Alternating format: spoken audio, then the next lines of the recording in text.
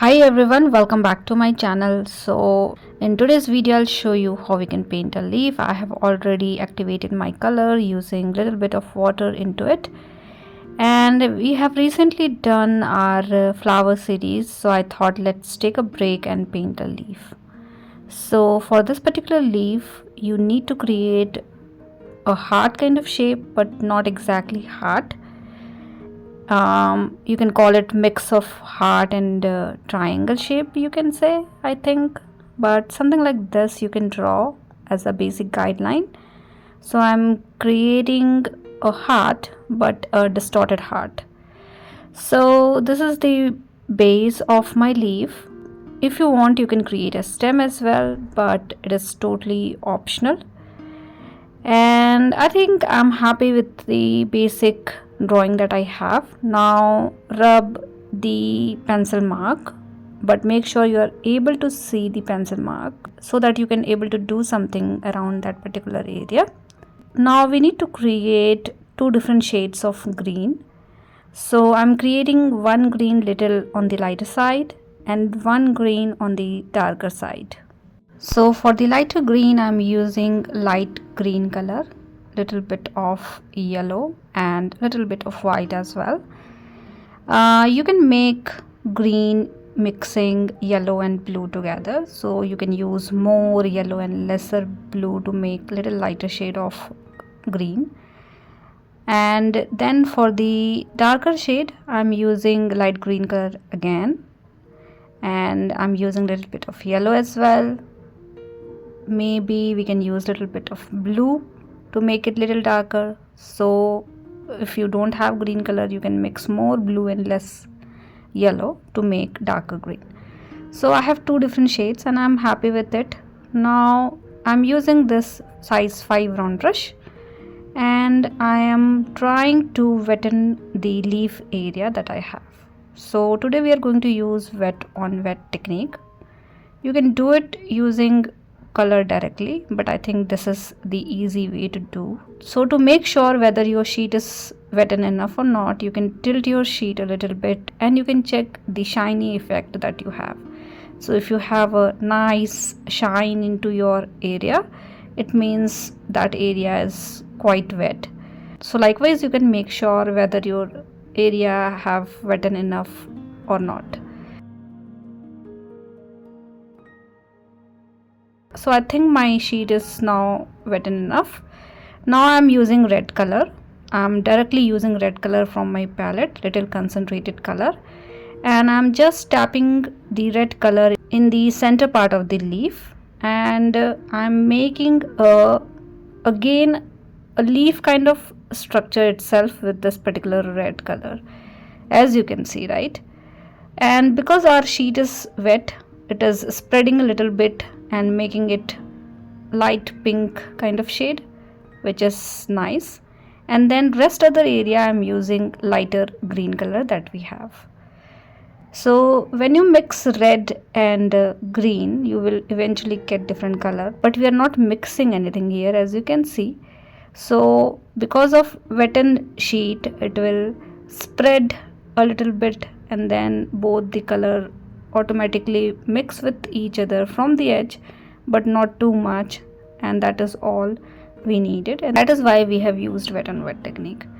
So make sure you have a beautiful shape around the edge, so you just need to make sure about that thing, and then just fill the area with the help of green color. You can use little darker shade around some area, you can use little lighter shade, so totally fine. So something like this you do.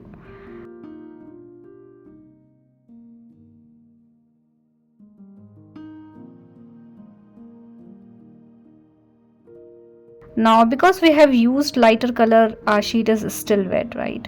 So now I'm using darker color, and this color is little on the concentrated side. As you can see, I have used more color and less water, and then I'm going around the edge, and my sheet is wet, so it is again spreading a little bit, which is totally fine. That is what I needed, so that we can avoid any hard edges, and this is the great way to do that.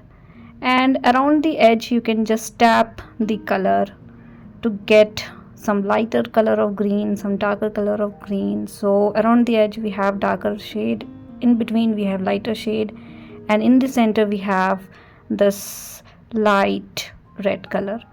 Now in between also you can tap little bit of darker green color so that we have little texture around the leaf area.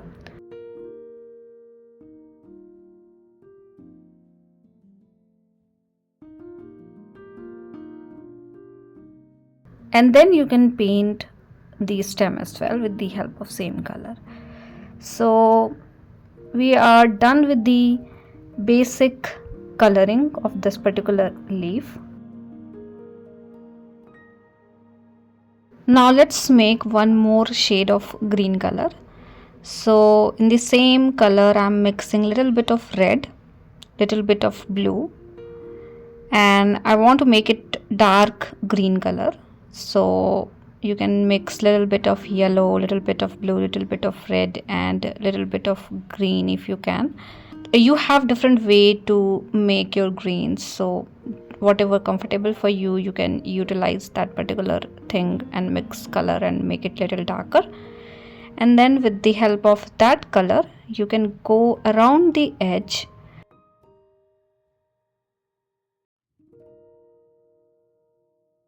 So with the help of this dark green color I'm going around the edge again, but using tip of my brush, and in some area you might see a blooming effect, so don't worry about that, totally fine, because anyways we are going to create some green patches in between the leaf area with the help of this particular color, so it is fine. But I want to make sure my edge is darker, so that is why I'm using this particular color. And as you can see it is blooming a little bit, and because of which you can see more green color around the edge, but it is fine. And then you can use same color and start creating small patches of dark green color in between the light green color that we have. So we have three different shades of green color. First one was lighter, then the second color, and now this one is the third color. So I don't want to hide any of the green color, but with the help of this particular color I want to create some patches of green. Now my sheet is drying, so you can use damp brush and you can blend the edge of these patches to avoid any hard edges. If you can, if you feel like it is too much, just skip that particular part and create some patches which is random in shape, so we don't have very defined structure or defined rule for doing it. You can simply create some random patches around the green area that we have. So now I'm using damp brush and I'm just trying to blend the edge so that we can have little less hard edges for those patches that we have. So something like this you can do. Make sure your brush is damp in this particular step, not too wet, not too dry. And then you can paint this stem area as well with the help of darker shade.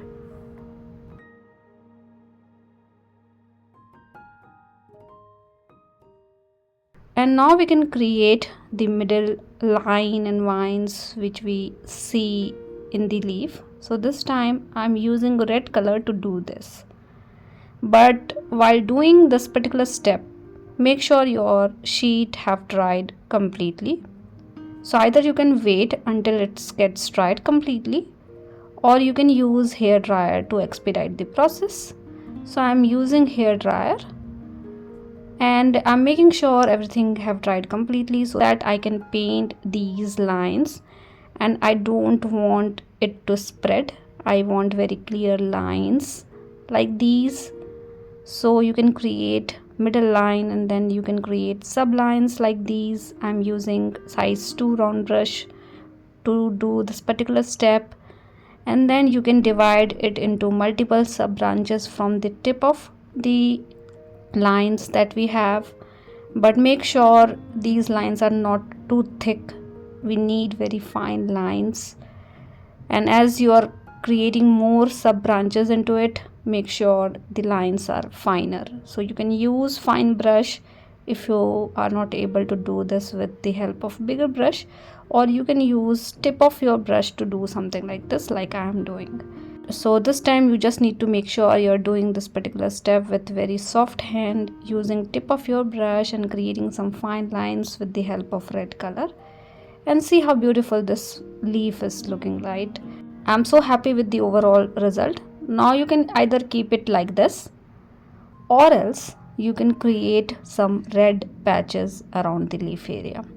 Again random, again with the random shape, no defined rule. As such, you can create couple of patches bigger, couple of patches smaller in size.